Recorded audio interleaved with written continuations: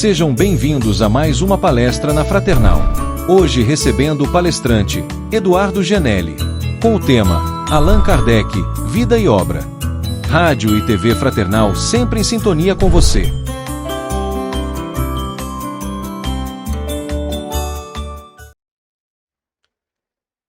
Olá, amigos e amigas da Fraternal. Prazer estar mais uma vez com vocês. Hoje, para nós falarmos de ninguém menos do que o codificador, vamos falar um pouquinho de vida e obra de Allan Kardec. E vamos começando com a apresentação, onde nós temos já para começar a frase famosa, que é o lema da doutrina espírita, que ele aclamou: fora da caridade não há salvação. Kardec chegou à conclusão disso depois de tantas respostas que os espíritos superiores, o espírito de verdade, deu para ele ao longo de sua pesquisa incansável. Nós vamos falar um pouquinho também do método de Kardec, além de falar de sua vida.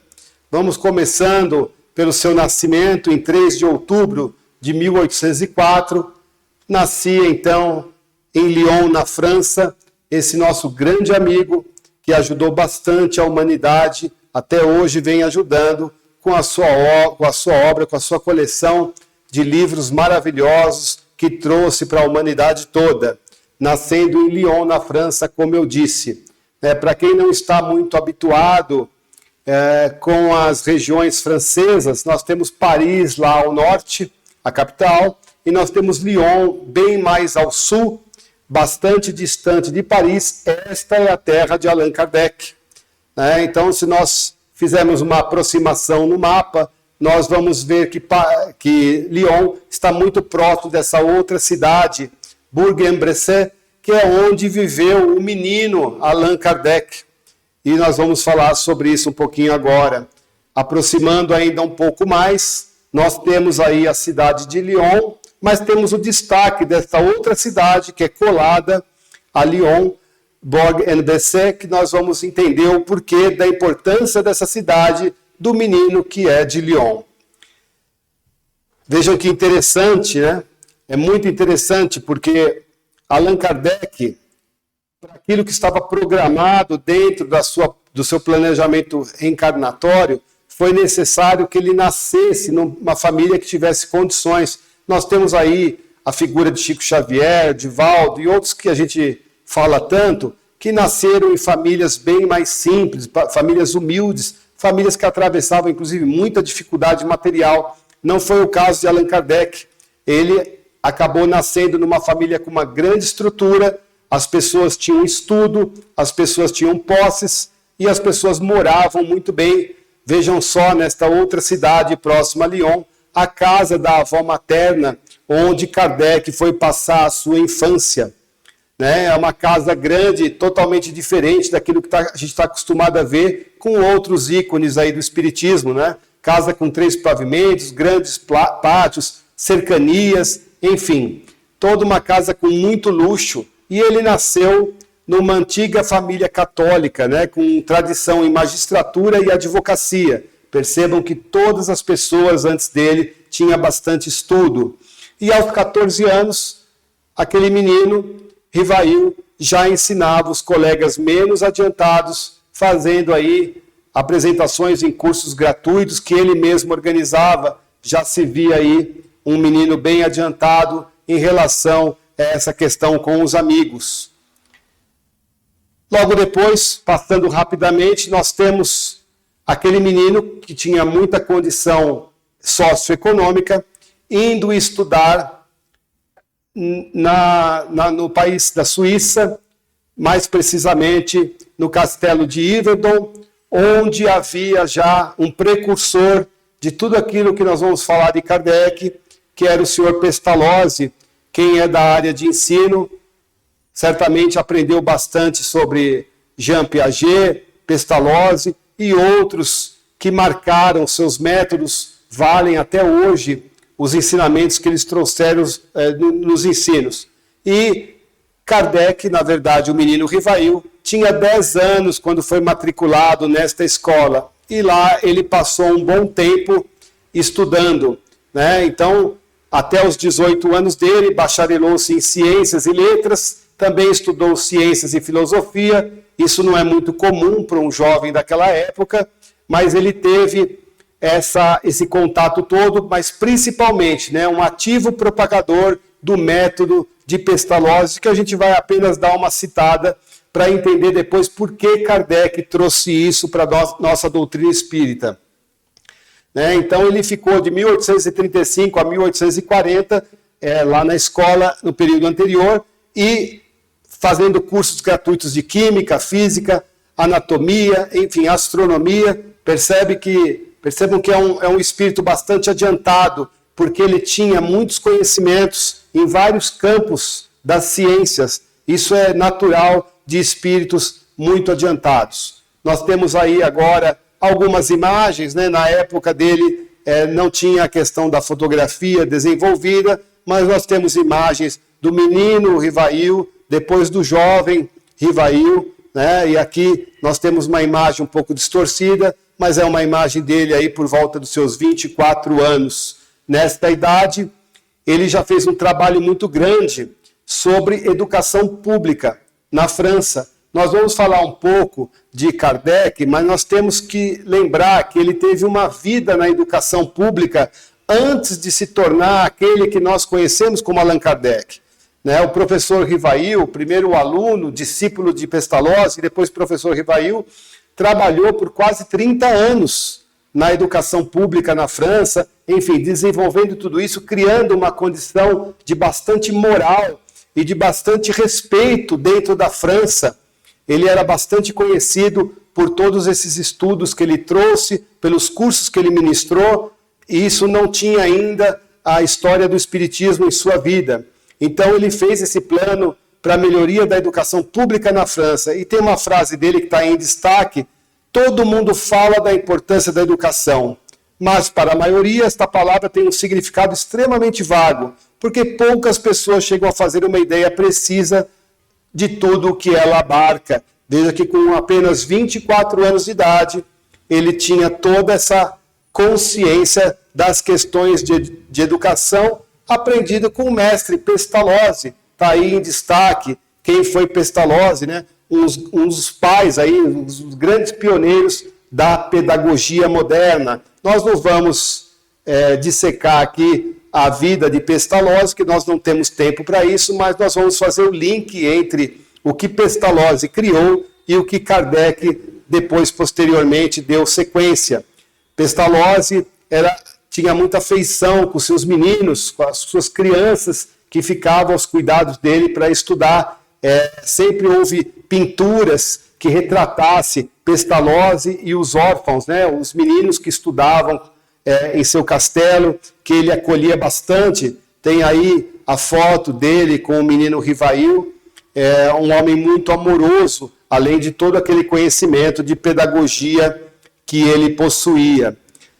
Isso tudo se dando num lugar muito privilegiado. Kardec morou naquela casa da avó materna, como nós vimos ali atrás, uma casa muito boa, e depois ele foi estudar literalmente num castelo, tendo toda a condição. Muito interessante esse contato com o Pestalozzi também, porque no seio familiar, Kardec veio de uma origem católica, mas quando ele foi estudar no Instituto Yverdon, na Suíça, nós estamos falando de um país de predominância protestante, e isso é muito interessante, porque Kardec conseguiu ter, dentro do seu conhecimento, aquilo que vinha do catolicismo da sua gênese familiar e depois também do protestantismo, a outra visão do cristianismo clássico, onde ele aprendeu tudo isso lá no castelo de Yverdon, convivendo com pessoas e convivendo numa sociedade de maioria protestante.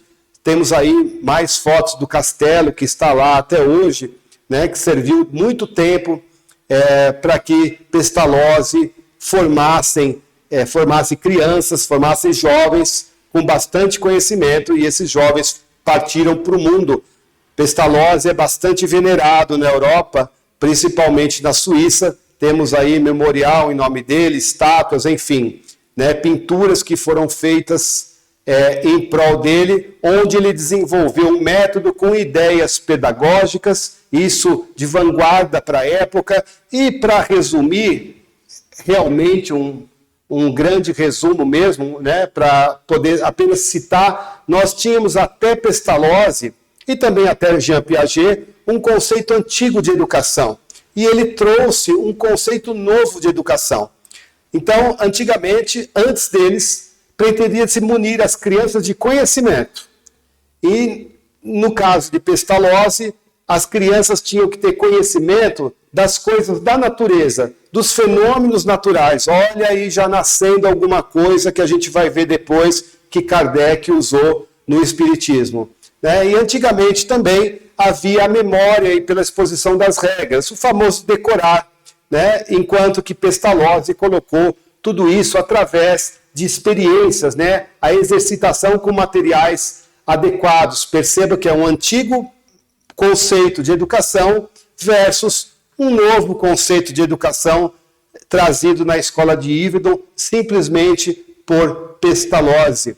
E nós temos também, para citar, no método Pestalozzi, que nós não temos condições de descrever aqui, o importante é que ele fala da lei dos 3 estados. E ele coloca lá o teológico, o metafísico, que é algo sublime, e também o positivismo. Então isso vai migrando lá em cima para a imaginação, a razão e a observação, a experimentação. E tudo isso migra, acaba culminando na religião, filosofia e ciência. 3 palavras que a gente conhece muito bem.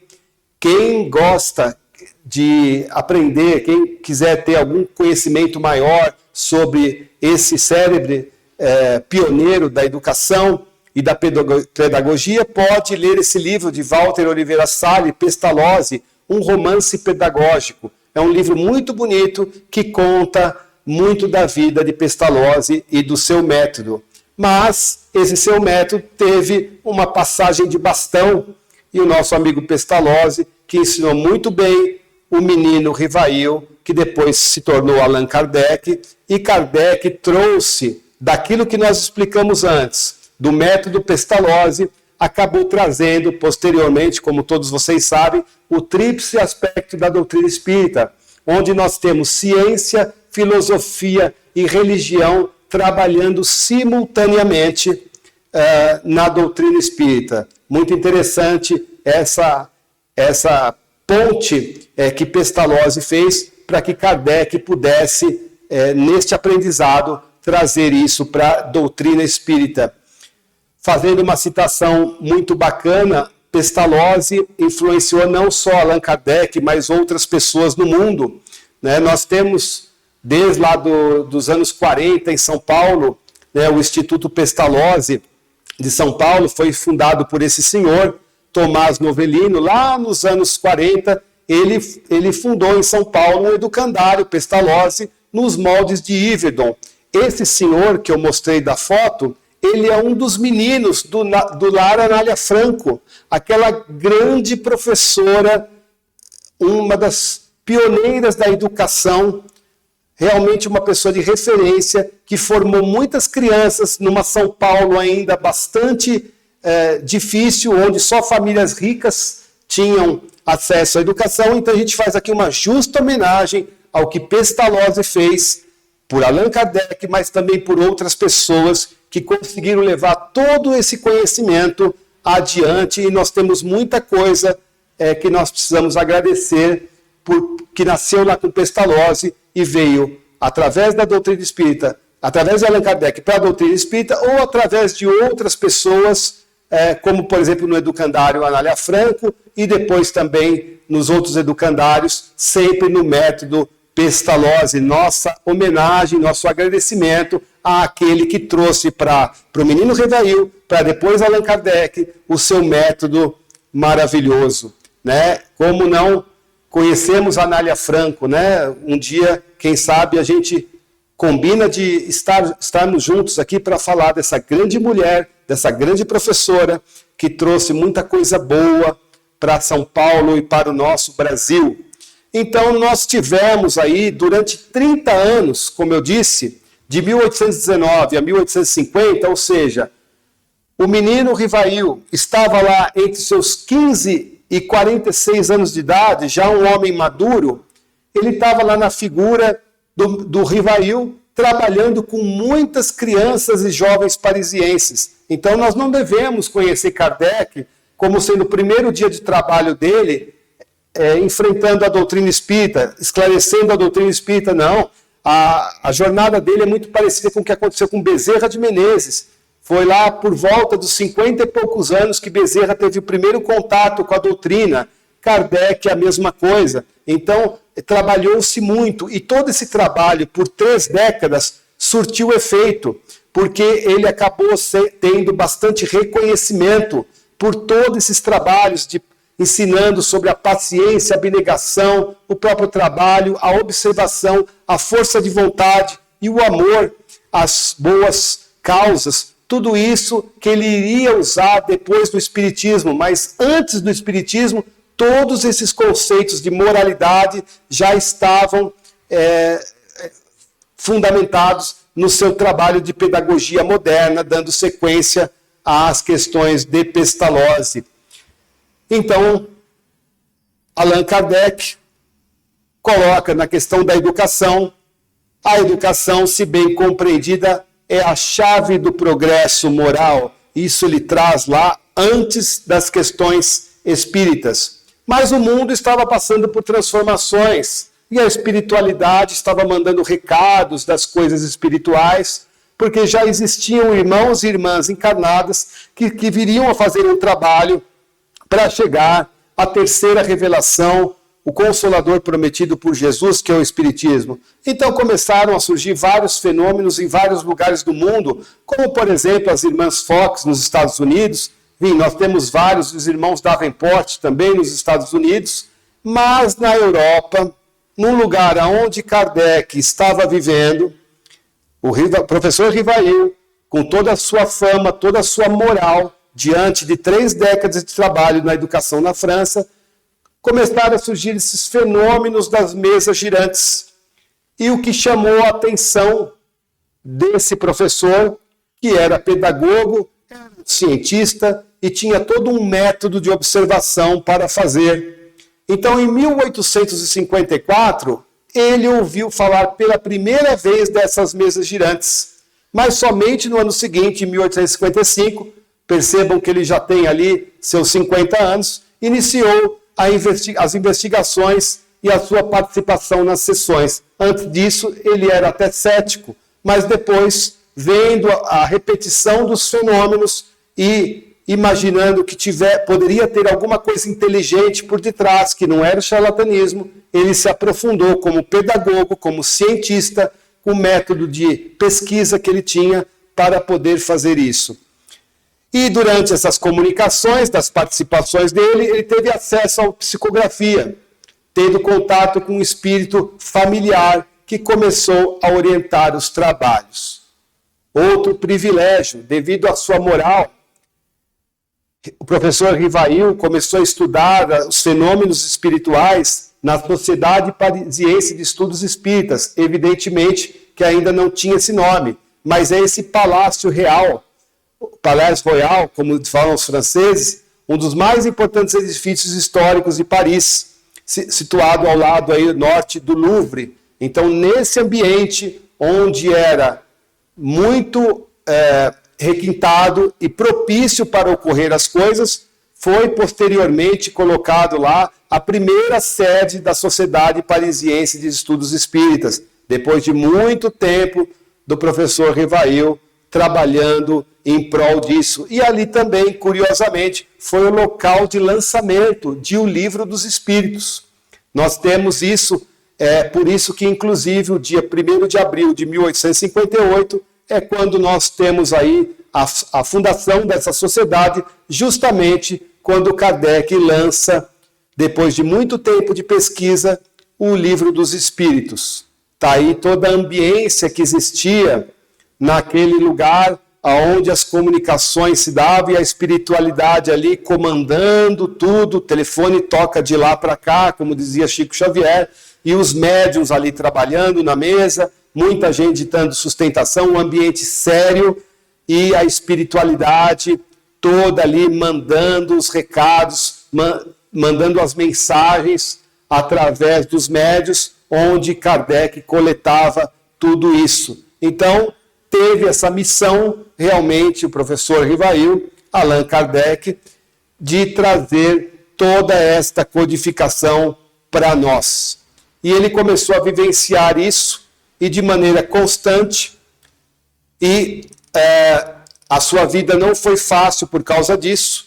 Então, o Espírito de Verdade, uma vez disse para ele: a missão dos reformadores está cheia de escolhos e de perigos. A tua é rude, disso te previno, porque é o mundo inteiro que se trata de agitar e de transformar. O que Kardec traria na sua primeira obra faria uma revolução no mundo, e muita gente, inclusive a igreja, que tinha muita importância, sobretudo na França, teria muita coisa contra o lançamento disso, mas ele foi colocado como um espírito para trazer isso. Chico Xavier nos ensinou que ninguém nasce em endereço errado, não seria Allan Kardec que iria nascer. Então, a espiritualidade sabia que ele tinha condições de dar conta do recado, mas ele também foi perseverante, ele também superou os desafios, ele teve coragem. Hoje é o dia que o Brasil pede para a paz espiritual, a Marta Antunes de Moura, e ela trouxe uma mensagem sempre de coragem, trazida por Erasto, que nós precisamos ter na nossa divulgação da doutrina espírita. Allan Kardec foi a pessoa que foi incumbida pela espiritualidade de trazer as mensagens do divino para todos nós. E Kardec, no seu método, tem dito: todo efeito tem uma causa, todo efeito inteligente tem uma causa inteligente. O poder da causa inteligente está na razão da grandeza do efeito. Isso é uma das frases dele. E o método dele é um método bastante bonito, um método científico, onde ele parte de premissas e vai buscar as questões dos fatos, levantando as teorias. O nome disso que os cientistas dão é indução científica. Nós não vamos falar aqui sobre como é o método de indução científica, não é papel da conversa de hoje nós falar, mas é bom nós sabermos disso para nós entendermos que Kardec não fez isso de qualquer maneira, né? Ele, como cientista, trouxe realmente tudo através desse método que todo cientista usa, da indução científica. E um fato muito importante que faz parte do trabalho de Kardec, e isso é obrigação do espírita até hoje, levar isso adiante como importante. O controle universal do ensino dos espíritos. O que significa isso? Toda verdade, se ela realmente é verdade, ela vai chegar em vários cantos do planeta por médios diferentes que não se conhecem, e o conteúdo das mensagens será o mesmo. Então vai haver uma concordância destas mensagens. Existe então a generalidade ou a universalidade das revelações. As revelações vão ser abrangentes, pegando, se possível, várias partes do planeta numa mesma época, e elas vão ter também a concordância. Com esse método, onde há a universalidade, a generalidade e a concordância das revelações, nós podemos admitir isto como verdade. E é esse o método, o resultado do método de Kardec. Quando vocês chegarem no final da apresentação, o irmão Jorge Lahá, que é um palestrante brilhante que eu gosto muito, vai falar durante 1 minuto do método de Kardec. Então, quando eu me despedir de vocês, por favor, assistam o vídeo em seguida, que vai falar rapidinho sobre o método de Kardec e dessa universalidade que é muito importante. E aí, então, depois que Kardec, observando aquela universalidade dos ensinos dos espíritos e a concordância, Kardec traz em 1857, o Livro dos Espíritos, lá naquele castelo, no Palácio Royal, melhor dizendo, que ele traz o Livro dos Espíritos. Num primeiro momento, ele trouxe esse livro com 501 perguntas. Foi o que ele conseguiu juntar até aquele momento, 501 perguntas. Naquela época, inclusive, na Europa, estava havendo um trabalho muito grande na área de biologia. Então, Kardec, observando tudo isso que acontecia, também ficou bastante impressionado com um trabalho publicado nas questões biológicas, e ele também começou depois a fazer perguntas nesse sentido para a espiritualidade, e aí nós vamos ver que depois Kardec complementa, amplia o Livro dos Espíritos para 1019 questões. É por causa desta data, é por causa do lançamento do Livro dos Espíritos, que nós temos o dia 18 de abril como o dia de Allan Kardec, o Dia dos Espíritas, ou o Dia Nacional do Espiritismo, que virou lei em 2007. Né? E nós temos aí a questão do Espiritismo ser uma ciência que trata da natureza, origem e destino dos espíritos, bem como de suas relações com o mundo corporal. Dando sequência ao trabalho incansável de Kardec, ele começa a escrever no ano seguinte ao lançamento do primeiro livro, da primeira edição do Livro dos Espíritos, o grande laboratório de Kardec, que é a Revista Espírita, que durou 12 anos, e ele escrevendo mensalmente os artigos e publicando isso, formando 12 anos sequenciais da Revista Espírita. Né? São verdadeiros relatos, verdadeiro laboratório de Kardec, pouco estudado ainda, principalmente no Brasil, mas que precisa ser assimilado, porque tem muita matéria rica na coleção da Revista Espírita. Está aí a Revista Espírita, de 1858 a 1869, é um jornal de estudos psicológicos, relatando as manifestações materiais ou inteligentes dos espíritos, aparições, evocações, enfim.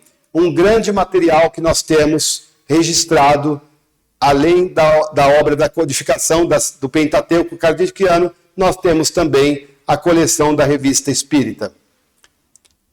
Todo efeito inteligente tem uma causa inteligente. Foi a base dele para toda essa Revista Espírita, que durante 12 anos ele trabalhou muito. E aí, no dia 20 de março de 1860, depois de algum tempo trabalhando e observando os trabalhos que estavam avançando nas áreas de biologia e de conhecimento da evolução, trazidas por ninguém menos que Charles Darwin, Kardec, organizando novas perguntas para a espiritualidade, através dos médiuns, observando aquela congruência das respostas e também a abrangência, Kardec publica uma segunda edição dos Livros dos Espíritos, que é aquela que vale até hoje, com 1019 perguntas, tendo 1019 respostas, complementando aquelas 501 perguntas, 501 respostas de 3 anos anteriores.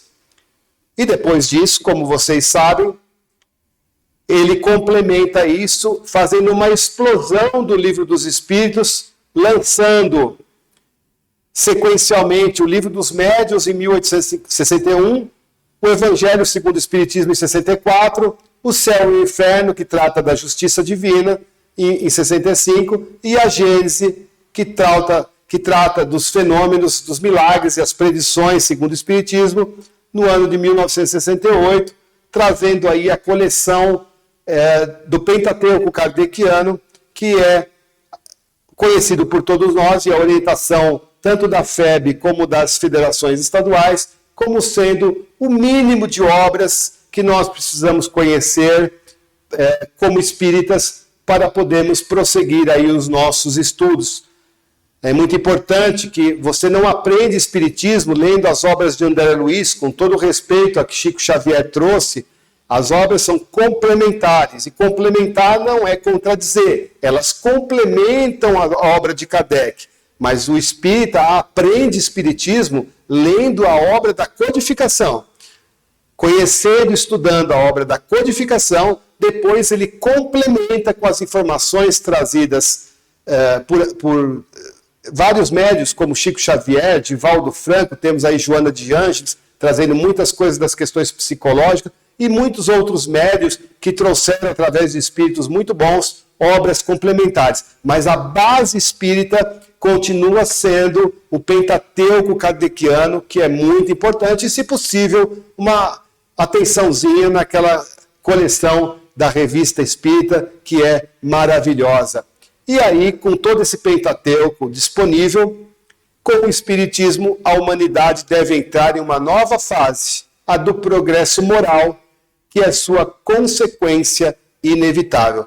O mesmo progresso moral que na época de Pestalozzi, ainda como Rivail, o rapaz Rivail e depois o professor Rivail, ele carregou isso durante 30 anos antes de pensar em assistir a alguma sessão das mesas girantes.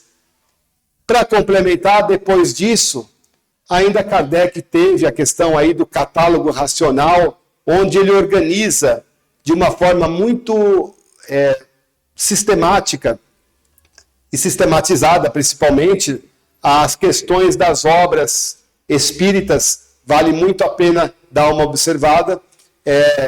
Tem a questão da livraria espírita, que a gente vai ver já associada a estas obras. E depois de trabalhar aqueles primeiros 30 anos na educação na França, fazendo todo aquele trabalho, e depois de trabalhar por volta de uns 15 anos, incansavelmente, na doutrina espírita, Kardec, antes mesmo dos seus 70 anos, já numa condição de bastante dificuldade e doente, ele desencarna em 31 de março de 1869, aí, com 60 e poucos anos, deixando aí todo o trabalho, seu legado permanece vivo.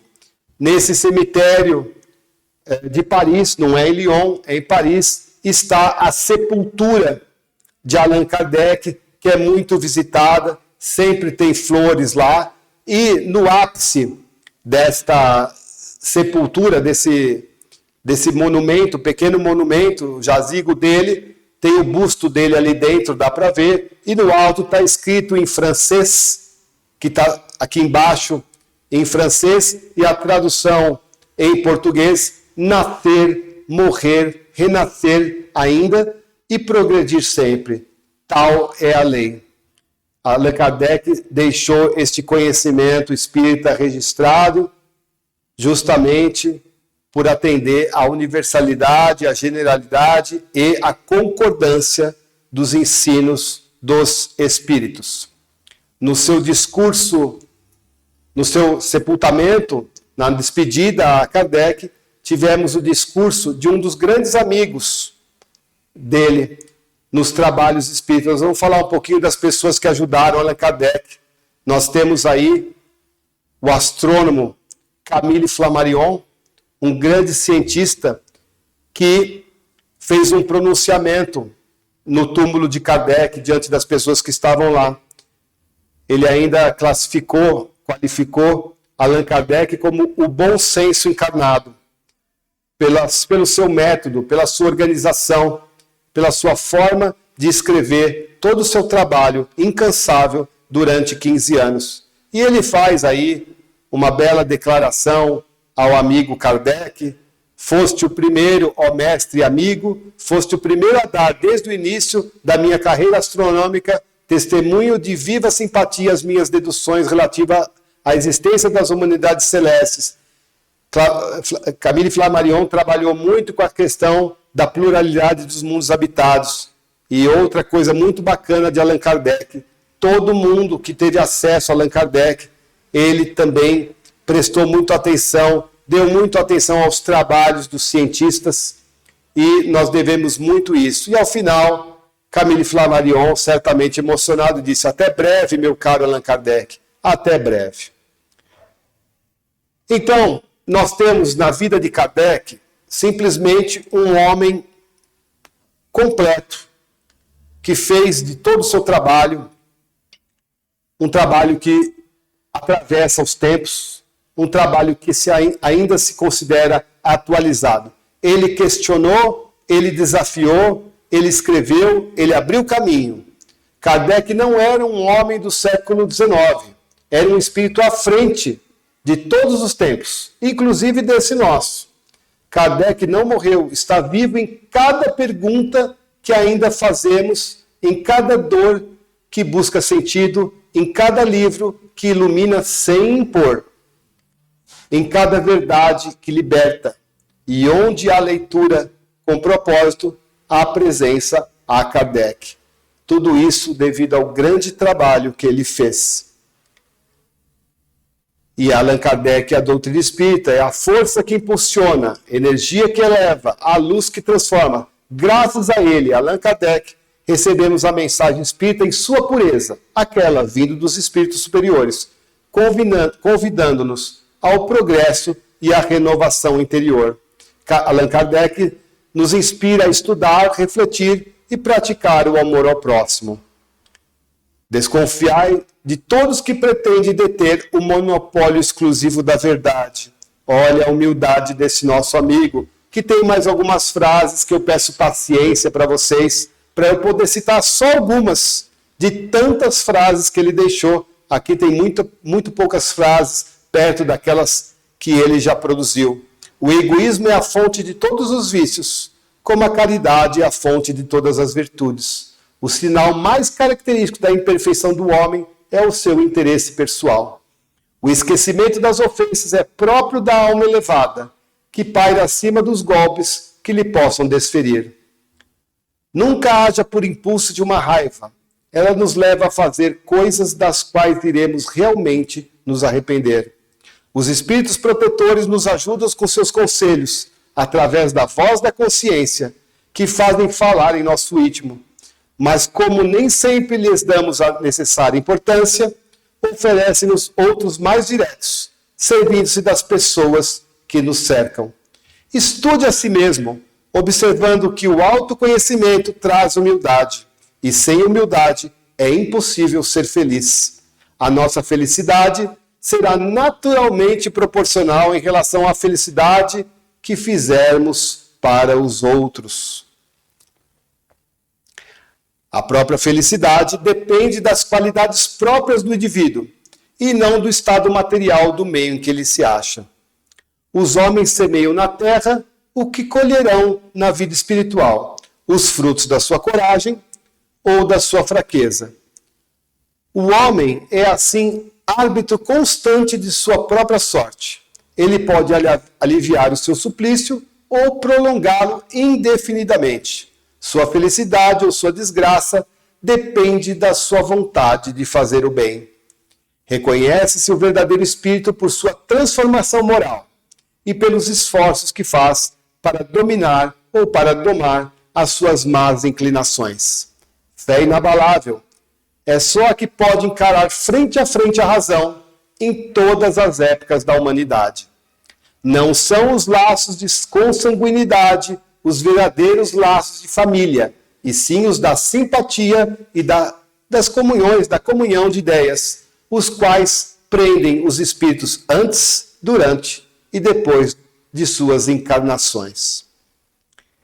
Esse trabalho todo de Allan Kardec teve algumas pessoas, eu citei Camille Flammarion com certa brevidade, porque ele participou do sepultamento de Allan Kardec. Mas nós temos outros que participaram, né? Nós temos aí o próprio Pestalozzi, que a gente colocou. Nós temos alguns irmãos que estão aí citados, que também trabalharam, às vezes de maneira oculta, para a doutrina espírita, por tudo aquilo que Allan Kardec estava construindo, né? Fica aí a nossa homenagem a esses senhores que ajudaram, e tem também esses mais famosos, como Gabriel Delany, Leon Denis, o próprio Camille Flammarion, que eu tinha citado anteriormente, todos franceses. Leon Denis, o grande amigo de Allan Kardec. Ele não conseguiu levar o espiritismo adiante na França. O espiritismo acabou tendo um braço e veio para o Brasil, mas ele fez um trabalho brilhante, a sua obra é monumental. Isso vale também para Gabriel Delany e para Camille Flammarion. Nós também não podemos deixar de citar o italiano Ernesto Bosano, que também se comunicou com Kardec na Europa, fez um trabalho muito grande de pesquisa científica, e também a figura ímpar, incontestável, de Amélie Gabrielle Boudin, a esposa de Allan Kardec, que esteve com ele em todos os momentos, tanto nas questões pessoais, enfrentando todas as dificuldades que ele viria a ter na sua vida. Lembre-se lá do Espírito de Verdade, dizendo que o fardo dele não ia ser fácil.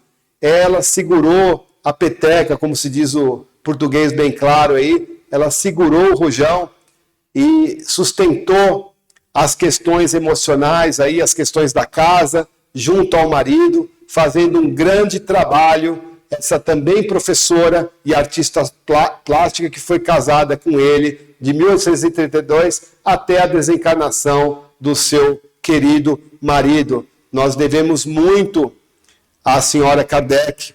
Se não fosse ela, talvez nós não tivéssemos o trabalho dele conseguido ir até o fim, porque realmente ele foi brilhante durante 15 anos num trabalho intenso, sem descanso, com problemas financeiros, com falência, com dificuldades diversas, materiais, com questões de saúde frágil. Não foi fácil a vida dele, e certamente nós temos aí que honrar essa mulher que esteve ao lado dele durante todo o tempo. As pessoas gostam de imaginar Kardec assim em sua mesa, trabalhando, trazendo as coisas pelo seu método, mas na verdade o que nós temos é uma mulher por detrás dele, ajudando integralmente o seu trabalho, e ela acabou ficando nos bastidores, mas não para nós espíritas, né? Ela permanece aí, vive em nossos corações. A nossa gratidão a Amélie Boudin por ter trazido o espiritismo para nós, ainda que seja indiretamente através do seu esposo. Nós temos algumas curiosidades para falar de Allan Kardec.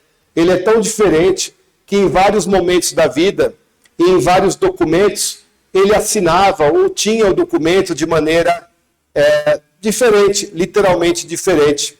É curioso isso, né? Estão aí alguns documentos oficiais lá na França, e o seu nome aí, colocado aí, às vezes, como troca de palavras, a troca de ordem das palavras, enfim, uma série de coisas, mas é uma curiosidade, né? Ele teve aí as anotações sobre o pseudônimo Allan Kardec, né? Outra coisa, ele queria deixar o prestígio do professor Revail, aquele homem famoso todo, que a França toda, a Europa toda conhecia, e ele começou a usar o pseudônimo Allan Kardec justamente para ficar um pouco no anonimato. Aconteceu isso no Brasil com Bezerra de Menezes, que escrevia seus artigos, suas coisas, e se intitulando como Max, né? Esses espíritos que não têm vaidade alguma, não querem ficar no estrelato, esses espíritos encarnados, esses nossos irmãos, não querem ficar no estrelato, eles acabam usando aí pseudônimos para sair um pouco fora do prestígio pessoal que eles tinham nas suas vidas profissionais, nas suas vidas sociais. Então ele usou esse pseudônimo. Vocês sabem o que é um druida? É um membro de um culto sacerdotal lá nos antigos celtas da França, da Inglaterra e da Irlanda. Uma curiosidade, né? Em 1855, quando Kardec estava começando a trabalhar naqueles fenômenos que ele estava observando, ele recebeu uma mensagem de um espírito chamado Zéfiro, dizendo que ele havia sido, Allan Kardec, havia sido, em encarnação passada, um druida gaulês. E o que seria um druida gaulês? O druida é essa figura aí, mais ou menos, que está aí com essa roupa, segurando esses pertences aí. Enfim, uma pessoa sacerdotal, religiosa. E o que era a Gália? Né? A França, em séculos passados, não chamava França, assim como a Itália não chamava Itália, chamava Roma. Então, a França era chamada de Gália. Então, Kardec ter sido um druida gaulês nada mais é do que uma encarnação dele, segundo esse espírito, no mesmo país, mas que tinha o nome de Gália, e ele era, segundo esse espírito, um druida em tempos anteriores. Outra curiosidade, Kardec precisa de atualização? A melhor resposta que eu ouvi até hoje disso é uma dada numa live da FEB que eu assisti, onde o irmão foi muito feliz e disse assim, Kardec não foi nem ultrapassado, né? Não foi nem alcançado, quanto mais ultrapassado, para aqueles que falam que Kardec está ultrapassado, né? Foi a melhor resposta que eu encontrei até hoje. Mas vejam só a humildade e o método de Kardec. A maioria das pessoas que falam que Kardec está ultrapassado ou que Kardec precisa de atualização, ele mesmo dá a resposta, deixou por escrito isso. Caminhando de par com o progresso, o Espiritismo jamais será ultrapassado. Porque se novas descobertas lhe demonstrassem estar em erro acerca de um ponto qualquer, ele se modificaria nesse ponto. Se uma verdade nova se revelar, ele a aceitará. Então veja também uma questão de humildade e preparando para o futuro que poderia vir alguma novidade e o Espiritismo absorveria. Eu falei agora há pouco que as obras complementares, elas complementam. Complementar não é contradizer. Então até hoje, neste momento, as obras de Kardec continuam atuais, não precisa de nenhuma atualização. E a espiritualidade está trazendo os complementos através dos médiuns, através de espíritos que dão comunicação e fazendo aí um calabouço aí maior de informações para que nós possamos prosseguir. Mas sempre lembrando o que eu falei minutos atrás. A obra de Kardec é a obra básica que deve ser estudada. Para depois nós aprendermos bastante com André Luiz, com Emmanuel e outros que vêm nos ensinar, Joana de Ângeles, a complementar os trabalhos de Kardec. Kardec teve um envolvimento com duas livrarias, uma livraria espírita e a livraria Le Marie. Esse senhor que está ao lado, o senhor Le Marie, ajudou aí Kardec, os dois fundaram uma livraria em Paris, e essa livraria funcionou durante muito tempo. Outro dia teve uma moça no YouTube falando para salvar a livraria fundada por Allan Kardec em Paris. Ela citou no YouTube dela, ela citou que era a livraria espírita. Não é a livraria espírita, é a livraria Le Marie, né, que aquele senhor fundou junto com Allan Kardec. E lá foi encontrado aquele quadro onde Allan Kardec estava lá estudando. Ali ele passou muito tempo estudando, desenvolvendo suas obras, e foi encontrado um grande número de trabalhos dele. Isso já tem muitas décadas. Mas a livraria espírita, aquela que Kardec fundou mesmo sozinho, foi na Rua de Lille, nesse lugar aí que está na foto, né? Até hoje existe lá uma livraria, mas infelizmente não é uma livraria espírita. Acabou virando uma livraria normal e, pelo que visitaram, não há nenhuma obra espírita nesta livraria. Como eu disse anteriormente, o espiritismo não vingou na França. É muito difícil achar uma obra espírita em Paris. Em Lyon, sim, terra de Kardec, existem bastante volumes de livros nas livrarias de Allan Kardec. Ele é natural daquela região, então os lioneses protegem aí a figura de alguém muito importante da cidade, mas em Paris o espiritismo não vingou. Como vocês sabem, o espiritismo veio para o Brasil, aonde ele foi continuado. E Allan Kardec deixou aí um legado onde muitos irmãos e irmãs que estão aí, até o cartunista Maurício de Souza, fazendo trabalhos envolvendo os princípios e valores morais de Allan Kardec. Muitas vezes até deixando a questão da religiosidade um pouco de lado para ensinar para as crianças as questões morais, porque a moralidade independe da religião, né? E outra curiosidade que nós temos sobre Kardec é que algumas pessoas já tiveram textos com uma certa seriedade falando aí sobre reencarnações de Kardec, que ele teria sido Platão ou João Evangelista. Isso, na verdade, pouco importa se ele foi ou não, ou aquele druida do passado, ou Platão ou João Evangelista. O mais importante é o que Platão fez em sua época, o que João Evangelista fez em seu tempo e o que Allan Kardec também fez em seu tempo. Isso é o mais importante para nós. Associar a uma reencarnação é mais uma curiosidade, mas tem pouca utilidade para todos nós. Kardec era médium? Na verdade, o livro dos médiuns que ele trouxe diz que todos somos médiuns.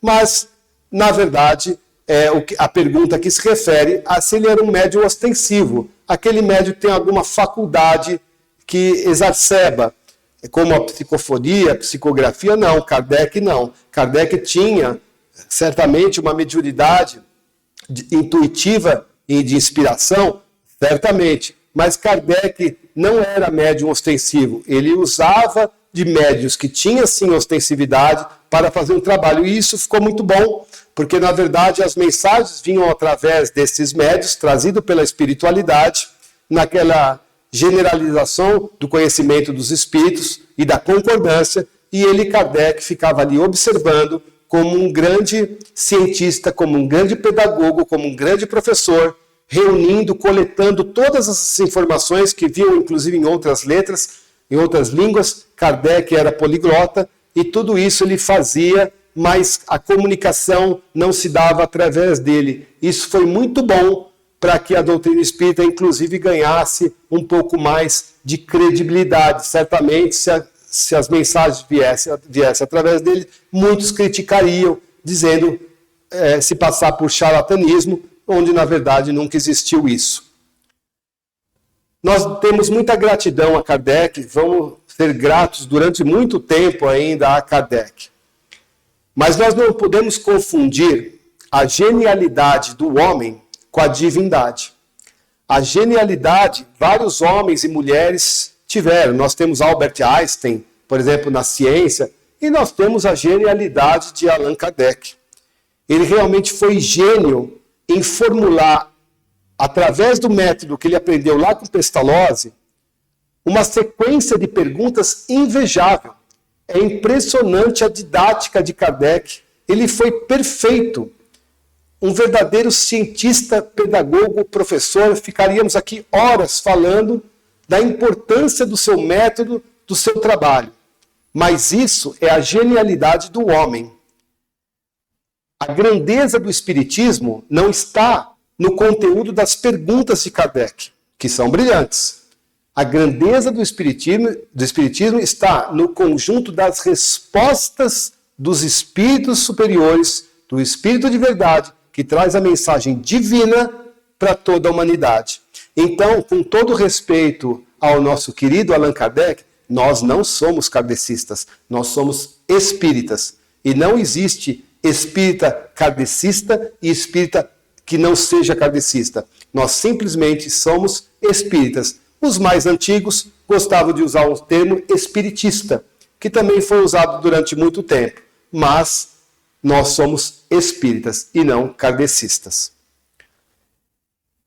Ele enfrentou muita dificuldade. Outra curiosidade foi o Auto de Fé de Barcelona.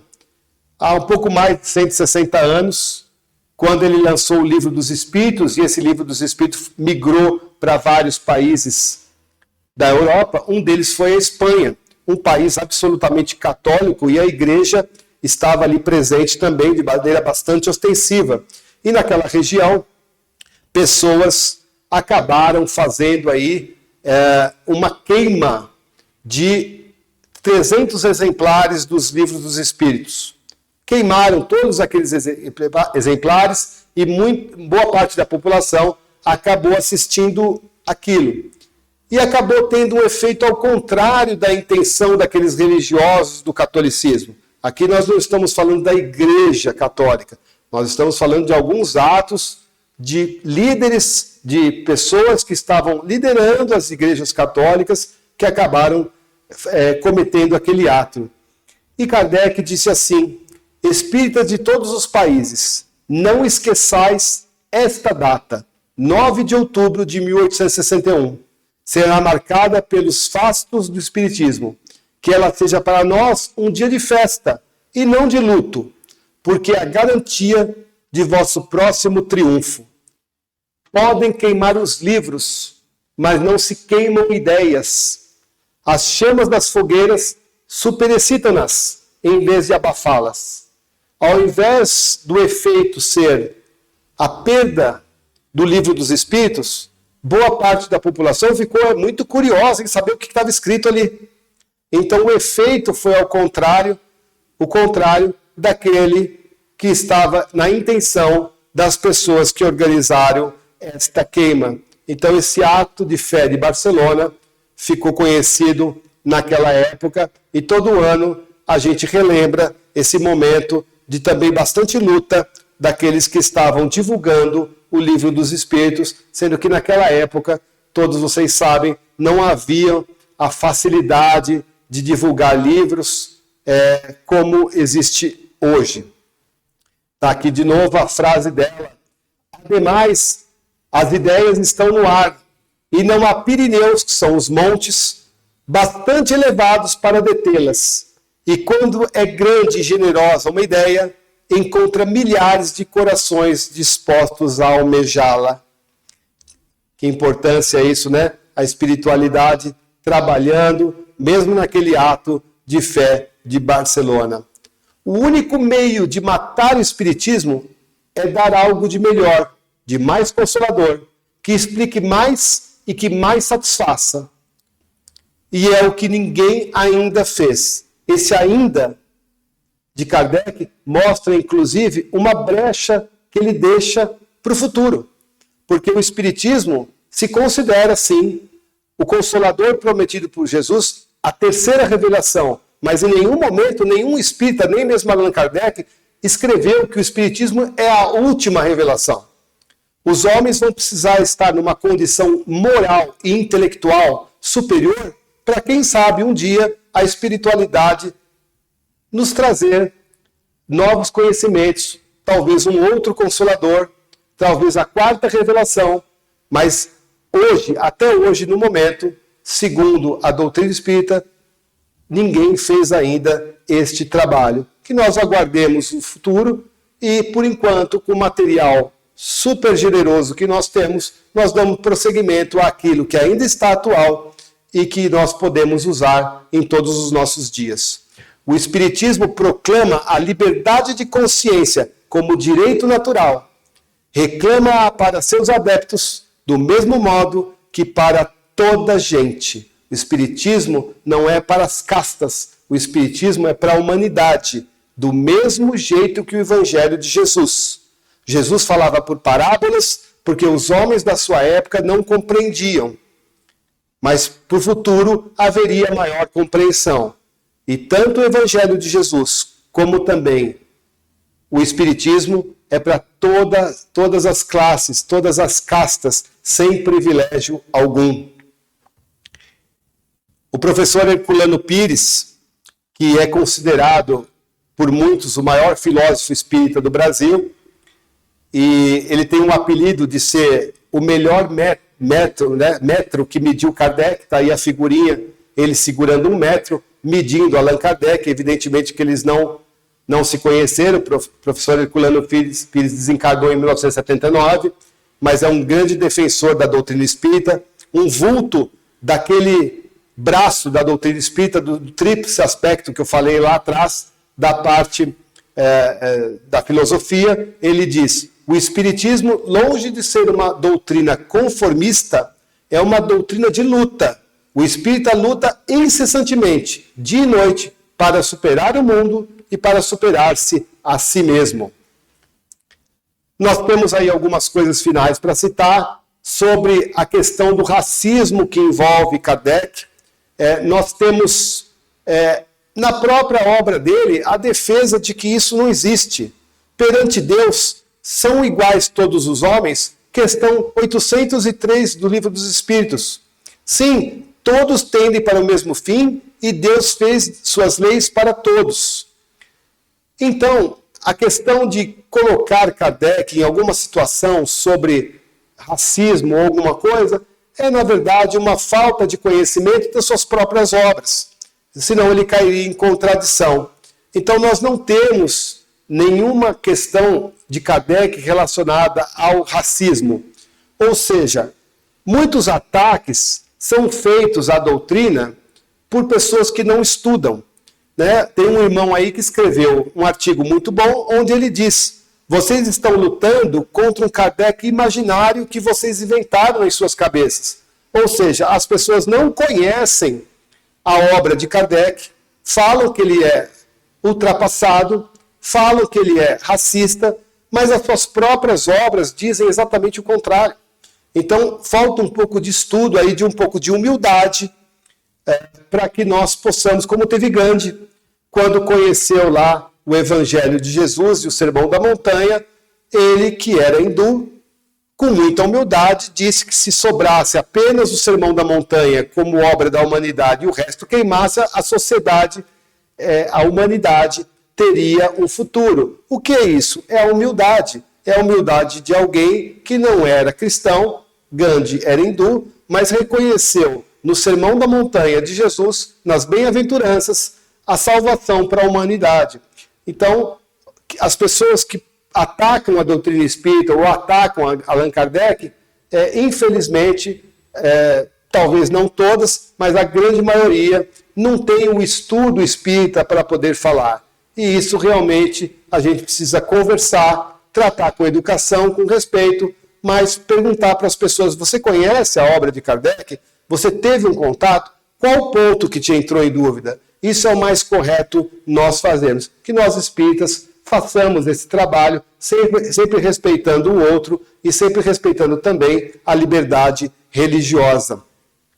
Então, tem vários irmãos, como esse Lucas Belanza, que também coloca a questão do comércio na mensagem de Kardec, algumas bobagens que são escritas em relação às questões de Kardec. Mas olha, Chico Xavier também enfrentou problemas com justiça, Chico Xavier também foi acusado, teve um sobrinho que atrapalhou a história dele e acabou criando uma filha como se fosse para cobrar pelos trabalhos que Chico Xavier fazia.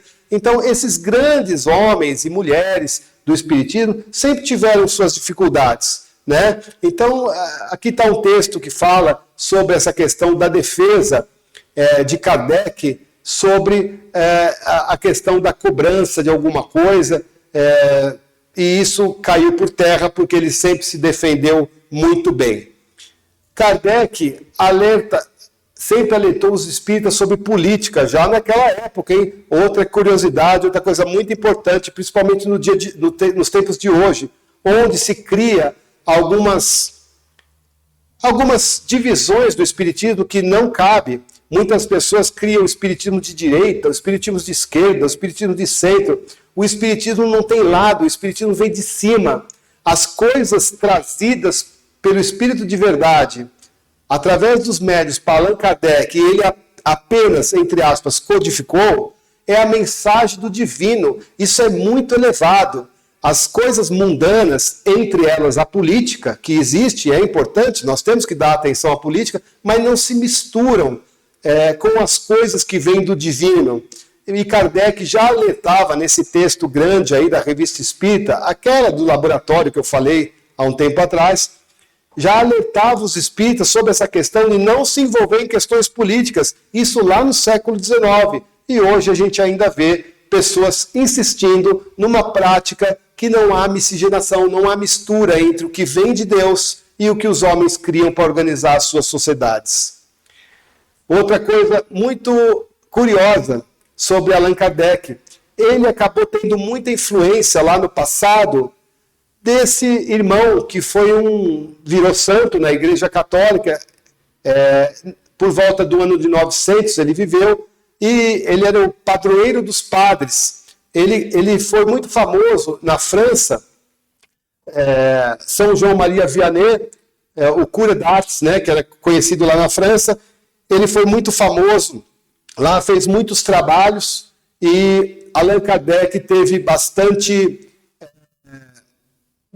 base naquilo que ele veio do seu catolicismo familiar, aprendendo bastante com esse irmão que falava muito de amor, falava do coração de Jesus, né? E outra designação desse irmão é dar atenção para São Bernardo. Então este irmão que Kardec teve bastante influência, teve uma influência de um santo, que foi São Bernardo, que dá nome a uma cidade aqui da região da Rádio Fraternal, aqui do ABC. Então, vejam que são sempre uns espíritos aprendendo com outros. Às vezes, espíritos que já desencarnaram, como esses irmãos, deixaram o seu legado, os santos, os padres, e também a questão de Pestalozzi, Kardec sempre dando atenção a isso tudo. São Bernardo de Claraval, 20 de agosto, é por isso que, inclusive, a cidade de São Bernardo tem esta data como sendo de seu aniversário. Existe um museu, Allan Kardec Online, que todos podem acessar. Existe um irmão chamado Adair Ribeiro Júnior, que faz esse trabalho, tem lá disponível, quem quiser acessar para ver alguns trabalhos de Kardec, né? Então tem várias imagens lá, e você clicando, você pode ver as coisas de Allan Kardec, do projeto Allan Kardec, sobre o Museu Allan Kardec, enfim.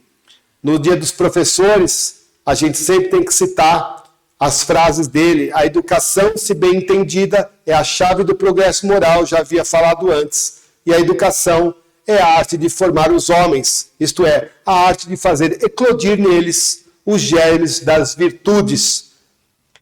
O filme de Allan Kardec estreou há alguns anos no cinema, vale a pena assistir. Como todo filme, existe uma questão aí comercial, e existe a questão de um diretor que acaba pegando um roteiro. Enfim, nós não vamos entrar aqui no critério de julgar o filme, mas algumas pessoas espíritas dizem que há coisas boas nos filmes e há coisas que não são tão boas assim, mas vale a pena assistir. O filme traz bastante informação da época, né? Então é bastante interessante assistir o filme, mas tendo o conhecimento do trabalho que Kardec fez, que está nas obras. As obras, sim, contêm toda a verdade, não há erro nas obras, então nós podemos assistir o filme, mas que nós estejamos prestando sempre atenção naquilo que estão colocando, porque às vezes algumas informações destoam um pouco da realidade que existiu à época em sua vida, já que nós estamos falando da vida de Allan Kardec. Então nós temos também as cartas de Allan Kardec, na verdade organizada por um pessoal muito bem intencionado, do projeto Cartas de Allan Kardec, fazendo uma história oculta aí por mais de 150 anos, pegando documentos que estavam guardados, fazendo uma tradução juramentada, fazendo todo um trabalho para trazer essas cartas. É muito possível que para o futuro nós tenhamos ainda alguns trabalhos, como teve Obras Póstumas, que foi outra obra de Kardec, publicada, organizada por alguns irmãos depois da sua desencarnação. É possível que nós tenhamos com esse projeto Allan Kardec, passando por um crivo de análise todo, certamente a FEB vai estar à frente, para podermos acessar um material, quem sabe novo, de novas informações trazidas por Allan Kardec. E a gente se despede daquele que também, apesar de não ser médio ostensivo, trabalhou com tantos médios e possuía, sim, a mediunidade intuitiva. E a gente termina falando que a maior mediunidade que o homem pode desenvolver é a capacidade de amar. Então, sobre Kardec e a doutrina espírita, todas as vezes que ouvimos falar da figura de Allan Kardec, lembramos-nos de imediato da presença da doutrina espírita junto a nós. Pensemos em Kardec, falemos de Kardec, mas que nós tenhamos dentro do coração a doutrina espírita no nosso dia a dia. Que Deus abençoe Allan Kardec e todos aqueles que puderam trabalhar imensamente pela doutrina espírita, aqueles que ajudaram, a sua esposa, outros que foram famosos, como Leon Denis, outros que ficaram ocultos, mas que ajudaram bastante, e que a gente possa levar adiante esse material tão rico, tão generoso, tão atual, que serve para nós em todos os dias na nossa vida. Muito obrigado pela atenção de vocês, e fica agora aquele vídeo de 1 minutinho do Jorge Lahar falando exatamente do método de Kardec. Um grande abraço e até a próxima. O trabalho que Allan Kardec produziu no Espiritismo é um trabalho de metodologia científica. Ele teve que criar uma metodologia para que ele pegasse aquele mar de respostas, mar de perguntas, e pudesse ir estabelecendo a edificação do conhecimento. E ele parte da seguinte propositura inicial: não tenho ideia preconcebida. Ele vai testando com a lógica o que pode ser razoável. E ele usa alguns instrumentos. A lógica, segundo, a ciência já estabelecida, e terceiro, um conceito que ele mesmo cria, chamado universalidade dos ensinos dos espíritos. Esse ponto é o ponto fundamental do método kardeciano. Por quê? Se existe um conjunto de respostas diferentes sobre uma questão, como é que a gente vai trabalhar? Submeter essa pergunta ao maior número possível de médiuns em grupos diferentes.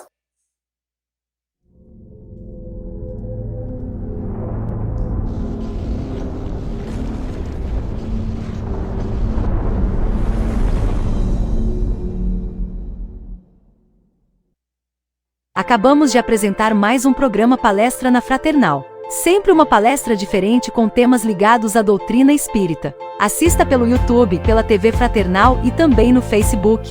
Ouça pelo aplicativo da Rádio Fraternal e pelo site fraternal.net.br. Rádio e TV Fraternal, sempre em sintonia com você.